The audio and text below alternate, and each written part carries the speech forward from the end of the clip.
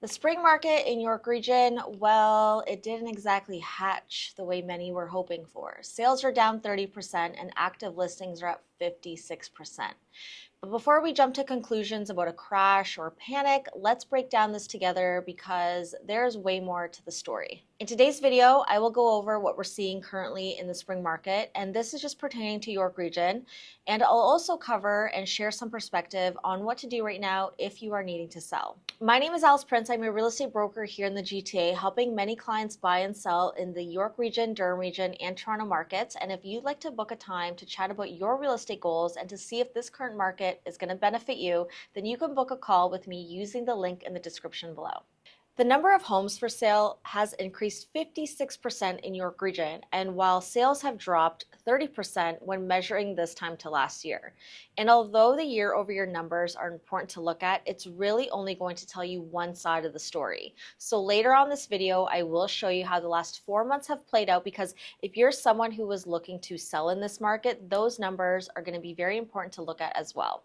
Now, something I do want you to keep in mind is that although a 56% increase in listings does sound like a very big number, right now there are only about 5,000 active homes for sale in York Region, but this is a region with 1.25 million people and nearly 400,000 private households. So when you look at it that way, 5,000 listings is just a small fraction of the total housing landscape, especially since that number is spread out around all housing types and not everyone can fit their family into a condo or their lifestyle into a townhouse or afford a detached home. People are always moving. They want more space, they want to downsize, maybe they have a job change or they're experiencing some sort of major life shift.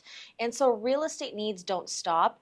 And in that context of our population, this level of inventory is relatively pretty modest. Speaking of real estate needs stopping, it surely does feel like the market is at a halt right now. But it's not that people don't want to move. It's that many are sitting on the sidelines watching what's going to be happening with our economy. Between rising living costs and recent conversations around tariffs between Canada and the US, there is a ton of uncertainty. And when there's uncertainty, people hesitate.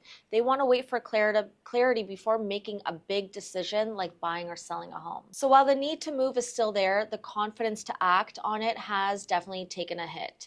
So I'm hoping that from watching this video, you're going to get a better sense of how the market is behaving and why it's moving the way that it is. Overall, home values are down about 5% in York Region compared to this time last year, but here's what most people are missing.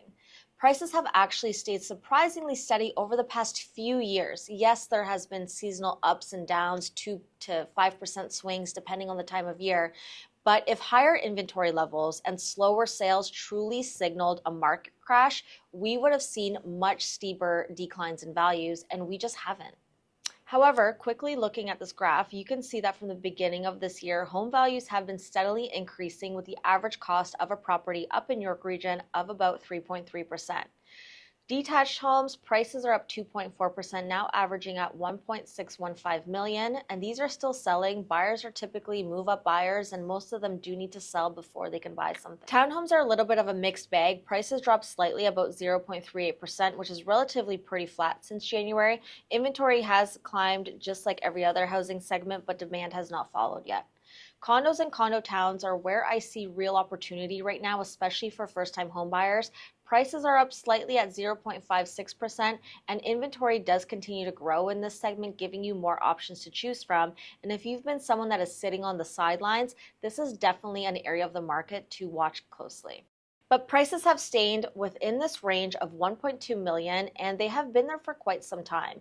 And the big reason for this is that interest rates have come down in such a meaningful way that it is affording people more home than it did last year. Let me explain. Those looking to buy today are seeing massive savings on their monthly mortgage costs, also saving thousands of dollars on their closing costs. It's allowing buyers to spend less on land transfer tax and keep more of their down payment in their pocket. Taking a look at this example here, measuring the average cost of a home today versus last year, on average, you're saving hundreds of dollars per month because rates have come down from 5.6% to 4%, and some banks going even lower. Rates have come down a lot from where they were, and that's made a real impact on affordability. Buyers today can either stretch their budget a little bit further or secure lower monthly payments on the same home that they were looking at last year. And that extra breathing room is making a huge difference, even if the headlines are all doom and gloom. Now, speaking of what to do next, if you're a home seller, you're probably wondering, well, Alice, where are all the buyers? Well, there was a time before that if you were a seller, you were likely advised to buy a home first and then sell yours because you'd feel pretty confident that your home would sell in a hot seller's market where everything was essentially flying off the shelves. Homes were selling so quickly that you wouldn't want to risk selling your home and not be able to lock in on the next one. Well, now that has flipped over. As inventory started to rise, more and more sellers started to change their strategy, needing to sell first before they buy now since the market conditions have changed.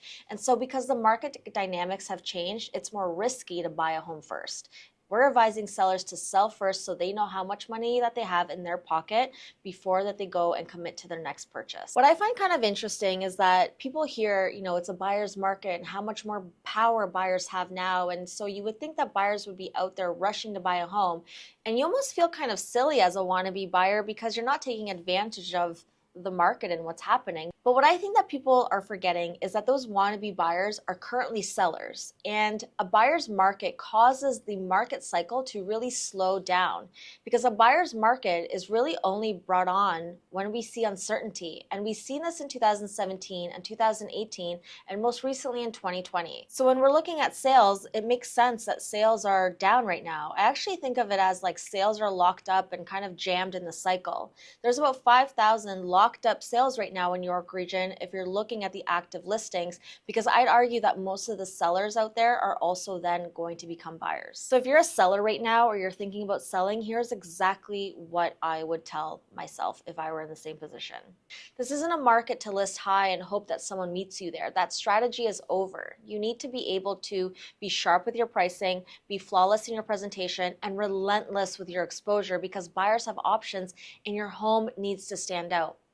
Right now in York Region, 3 out of 10 homes are selling within the first 30 days. And if I were listing my home today, I would look at the last 3 comparable homes that sold in my area and make sure that my property is looking like one of those 3. And then I'd make sure that it is everywhere, online, offline, and in front of the right buyers. That means captivating scroll-stopping videos, creating marketing that stirs emotion because buyers are watching and they're looking at what is out there. They're ready to make a move when the right home shows up. And so it's our job as real estate agents to spark that feeling and make them say, this is the one. But that does not happen by posting a video once and hoping that another agent brings a buyer. That's not a plan. That's essentially wishful thinking. If your home is just sitting on the MLS, buried under the 27,000 other GTA listings on the market right now, and your agent isn't doing everything possible to drive eyeballs and engagement to that property, then they're unfortunately doing you a disservice. Because the truth is, transactions are still happening, but in a market like this one, differentiating yourself is everything. You're going to need captivating visuals. You're going to need model home level staging. You're going to need sharp, razor sharp pricing and a systemized marketing strategy that runs consistently, not just once, but consistently until your home is sold. If you want to see what that kind of marketing looks like and the level of professionalism that we bring to our clients, I would absolutely love to show you. Fill out the form below and I'll personally send you a behind the scenes look at how we showcase, market, and sell our clients' properties differently, because in this market, difference makes all the difference. My name is Alice Prince. Ciao for now, and I'll catch you on the next one.